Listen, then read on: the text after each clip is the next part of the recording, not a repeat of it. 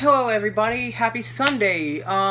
Since today is Sunday and today's a very laid back day, I think I decided to make another YouTube video for y'all since y'all enjoyed my Adventures of Tintin review. I decided to do a short video of my Blu-ray and DVD collection featuring one auteur that has inspired me to love movies even more and his style, Wes Anderson. Wes Anderson is one of those directors that has really inspired me to really love movies because he's an auteur that has his own unique style, you know.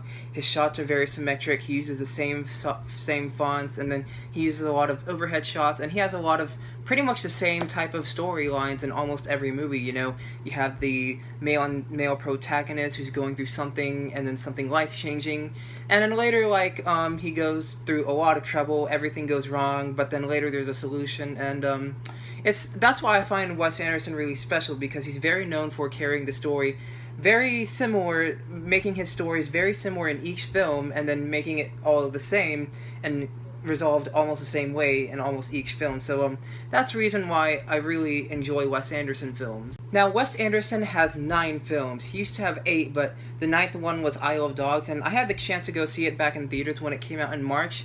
It was an amazing experience. I really loved Isle of Dogs. It had a few issues, but I can get to that later, maybe once when it comes to Blu-ray and DVD. I even uploaded my review on Instagram on Isle of Dogs, but it was still a wonderful experience. Now, out of the 9 films of Wes Anderson, I only own 4 of them, and I cannot wait to show y'all my collection, because these are 4 films I really love by Wes Anderson, and I'm going to explain each of them to y'all. Now, the first Blu-ray I have in my Wes Anderson collection is Moonrise Kingdom. This is a movie I really enjoyed.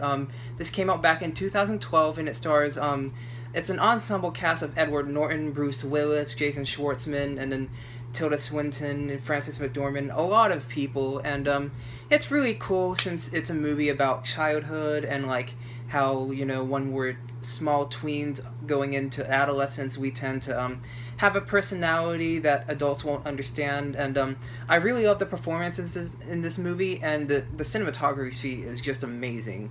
It's very appreciative and very beautiful and colorful, and it's another movie I recommend for everyone. Now, the second Blu-ray I have for the Wes Anderson collection is The Grand Budapest Hotel.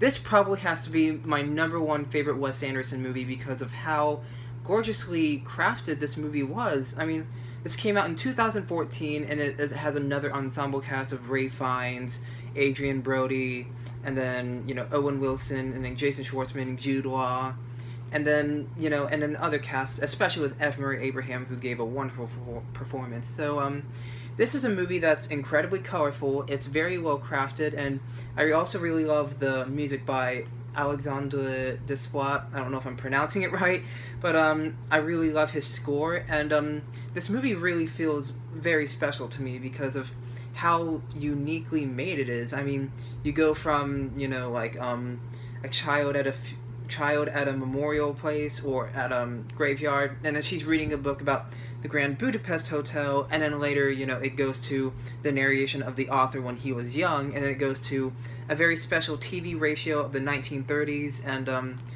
this is something I need to re-review on Instagram, because I reviewed this back when I was new on Instagram, but maybe next time I may make a video of a more detailed review of how much I love Grand Budapest. The third movie I have in my Wes Anderson collection is The Life Aquatic on DVD. I don't have this on Blu-ray because the Blu-ray was very overpriced at Barnes & Noble, but this was still a good price because this was my first Criterion-related DVD I've ever purchased.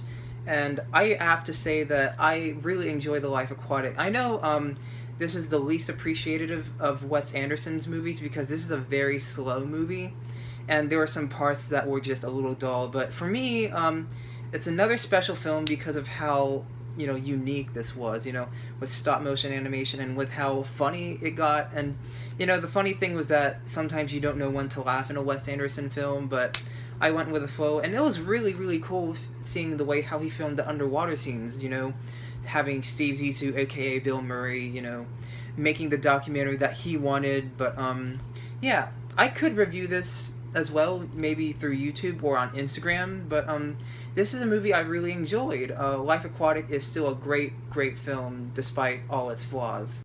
The last movie I have in my Wes Anderson collection is a very special Criterion Blu-ray and DVD. It's the Fantastic Mr. Fox Criterion Blu-ray plus DVD combo pack. I was really excited to purchase this back at Barnes & Noble yesterday because of the 50% Criterion Collection sale, and it was really worth it because this is a very special Blu-ray and DVD combo pack. And Fantastic Mr. Fox is a movie I really loved.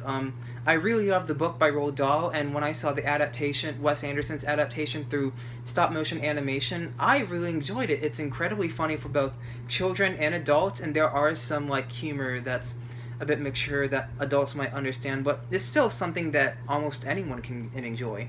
And if you just look at the screen over here, it's got the artwork, and it says directed by Wes Anderson.